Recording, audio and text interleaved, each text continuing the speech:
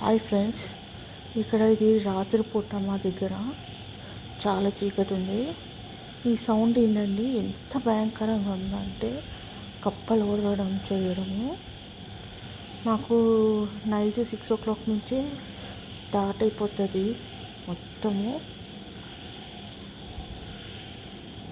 ఎంత భయంకరంగా ఉంటుందంటే నైట్ సౌండ్ మాకు ఒక్కొక్కసారి భయం అవుతుంది.